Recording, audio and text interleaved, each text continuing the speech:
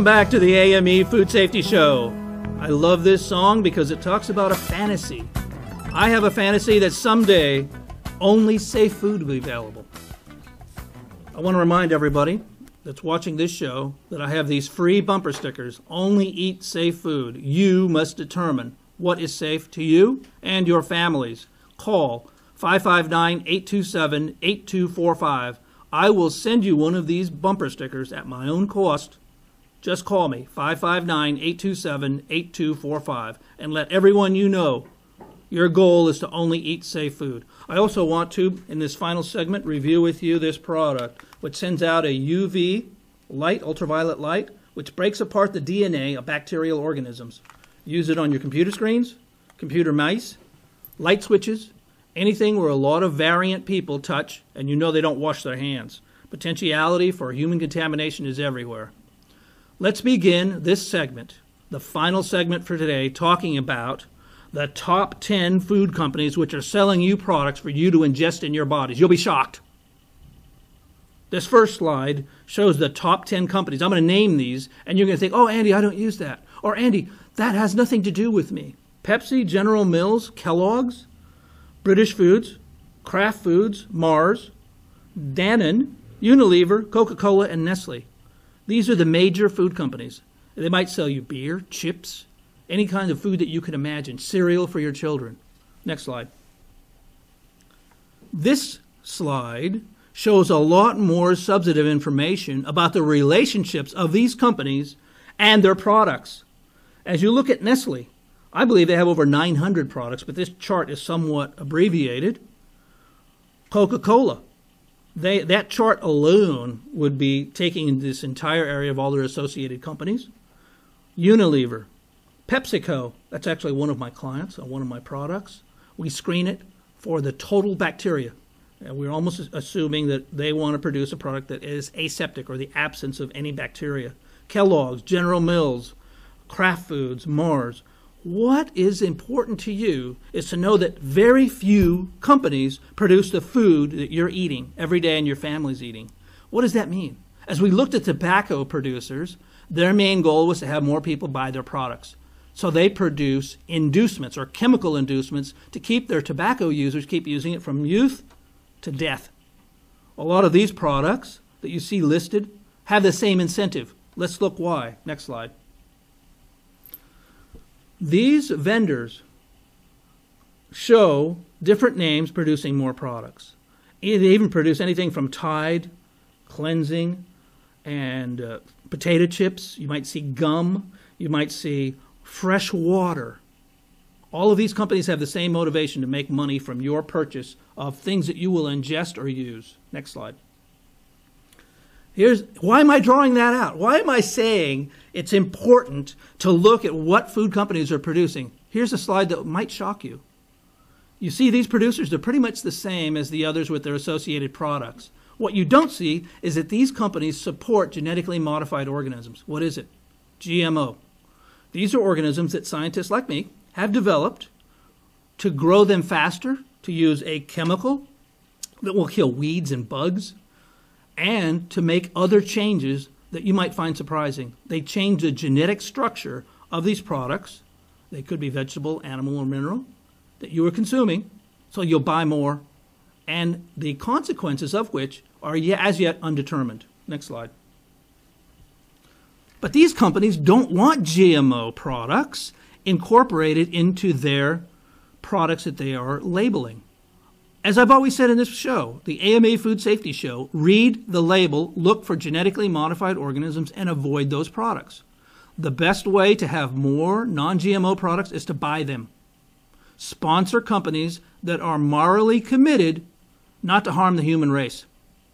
And what you see here, oh yes, Andy, we already know about some of these fancy food companies that I can't afford to go into, like Whole Foods, like Trader Joe's. But look at these companies. Try to find those products, but still read the labels. Next slide. This might shock some of the parents out there, particularly after Halloween, is to look at food companies from that major group that have genetically modified organisms in candy. Can I find a child out there that doesn't think about candy 24 hours a day?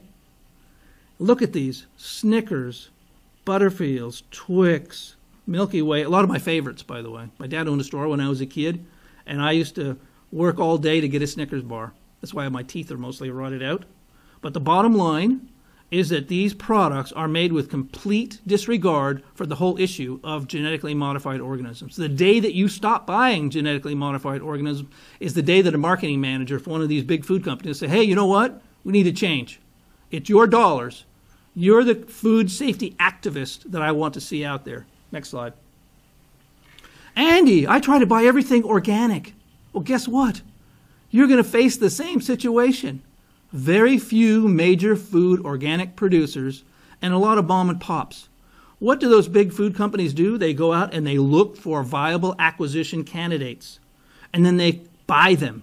Maybe somebody started a honey production. Maybe somebody else started a lettuce production, which is non what they call commercial or non-chemical or organic.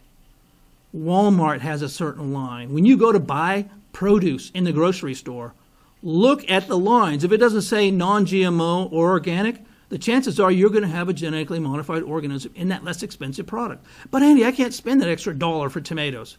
Fine. Let's see how your children look next generation. We have more children that are autistic than we've ever had. It wasn't 20 years ago. I did a study when I was in college of what were the contributing factors. And there are a lot of them. But my personal opinion is that there are going to be more autistic children because of genetically modified organisms. There are studies that say that, and other studies sponsored by those major food companies say it has nothing to do with it. You be the judge. Next slide. Here's a very surprising fact about companies that produce food. Does everybody know what a director is on a board of directors? They make global decisions for the food company. Some of these companies have hundreds of products, 1,000, 2,000. But what's consistent in a lot of these companies are the board members, the controlling stockholders. As you look at this chart, you'll see board members that are sitting on the Coca-Cola board, they're sitting on the Cargill board, they're sitting on the Heinz board, they're sitting on the Tyson board. So they are making the same discretionary decisions, the judgments.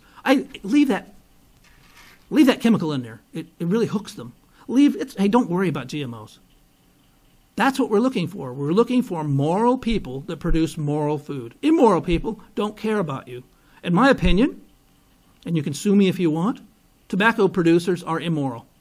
Yeah, they put a filter on there, and yes, they have a lot of ads, and yes, they have a lot of placement in movies. But they produce a horrible product. Look at this. Biotech companies are directly contributing. Merck, which is a German company, which I'll raise in another show. They produce beer. You're looking at a lot of different companies. Diamond is here in town, in the valley. Look at what the directors do and the consistency of their decisions. Next slide. Andy, you know what? I eat a lot at fast food joints. And there are a lot of films on YouTube about, 30 days of McDonald's, whatever it was, and the person became somewhat slightly obese and had other challenges. What are these fast food producers producing in the area of food? It's very consistent. You'll see a lot of high fructose corn syrup. It's almost in everything. Once as a young man, I worked at McDonald's, and I asked my boss, I said, why is the McDonald's bun so brown? He said, Andy, are you dumb? We put brown sugar in there. And then why are the fries so addictive? I can't just eat one. Well, he said, number one, it's the salt. And then we put additional chemicals in there to make the people eat them.